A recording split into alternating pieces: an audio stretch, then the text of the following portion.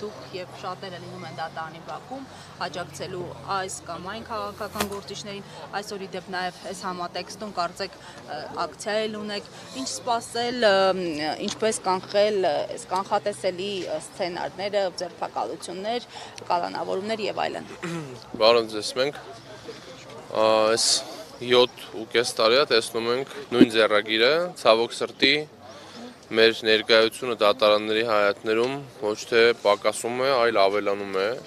որովհետև ավելանում են շինցուկ քրեական գործերը, ավելանում են քաղաքական ռեպրեսիաները, որոնց միջոցով Փաշինյանը փորձում է ապահովել կամ ապահովագրել իր իշխանությունը։ Նիկոլ Փաշինյանը նոր ռեպրեսիաների է դիմել, հիմա նրանք քաղաքական որոշում են կայացրել, որպեսզի որ համայնքապետերը, որ չեն ենթարկվում իշխանության որոշումներին, հայտնվեն բանտերում եւ ըստ նրանց ծրագրի այլ նոր մարդկանց նշանակեն, ովքեր կենթարկվեն նրանց ծրագրերին եւ այս խոշտանգումների եւ քաղաքական հետապնդումների հերթական զոհը Մասիս խոշորացված համայնքի ղեկավար Դավիթ Համբարձումյանն է, ով երեկ Մոսկվայից վերադարձավ իմանալով, որ կալանավորվելու է, բայց ամեն դեպքում վերադարձավ, որպեսզի պայքարի այստեղ հանուն այլոց նաև ազատության, եւ մենք այստեղ ենք ասելու, որ մենք չենք զիջելու, չենք սակարկման ենթակա չենք համարում որևէ բան, որը միտված է Հայաստանի Հանրապետության եւ Արցախի անկախությանը եւ պետականությանը պահելու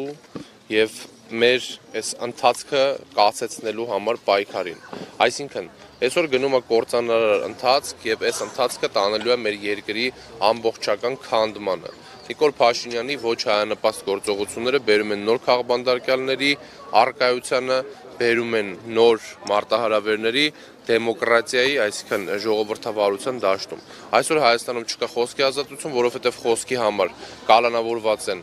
սրբազաններ, բարերարներ, քաղաքապետեր, հասարակական քաղաքական գործիչներ։ Այս տրամաբանության մեջ մենք տեսնում ենք, որ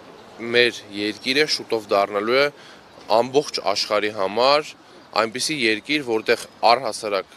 չկա վստահություն, չկա խոսքի ազատություն, որովհետև Փաշինյանի իշխանությունը գնում է բոլոր քայլերը։ Իհարկե, այսօր մենք նաև ակցիա ենք իրականացնելու, որպեսզի միջազգային հանրության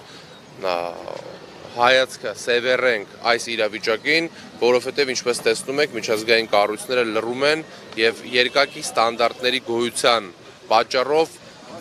որևէ գործողություն չեն իրականացնում, մենք ասելու ենք, որ Հայաստանի ժողովուրդը դեմ է այս ռեպրեսիաներին եւ մենք չենք լռելու եւ չենք համակերպվելու Նիկոլ Փաշինյանի դիկտատուրայի հետ։ Հայ ժողովուրդը պետք է ապրի արժանապատիվ եւ պետք է ապրի ժողովրդական, ժողովրդավար Հայաստանում, ոչ թե դիկտատուրայով եւ այս ռեպրեսիաներով խոսքի անազատությամբ, այսինքն սահմանադրական իրավունքը քաղաքացիների խոսքի եւ կարծիքի ազատության Նիկոլ Փաշինյանի իշխանությունը ոտնահարում է, մենք տեսանք նաեւ թե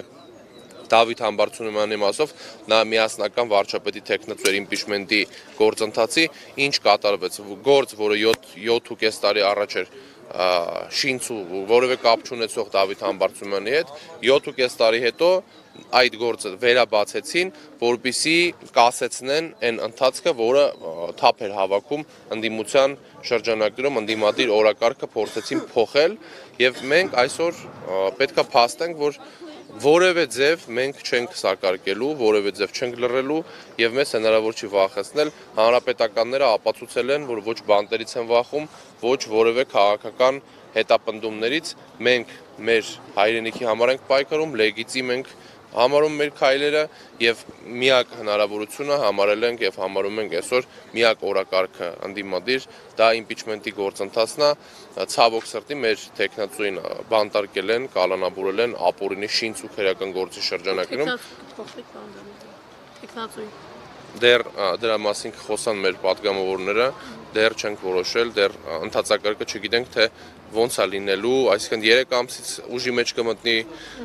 6 ամսից ուժի մեջ կմտնի, մինչև ուժի մեջ մտնելը Դավիթ Համբարձումյանը համարվում է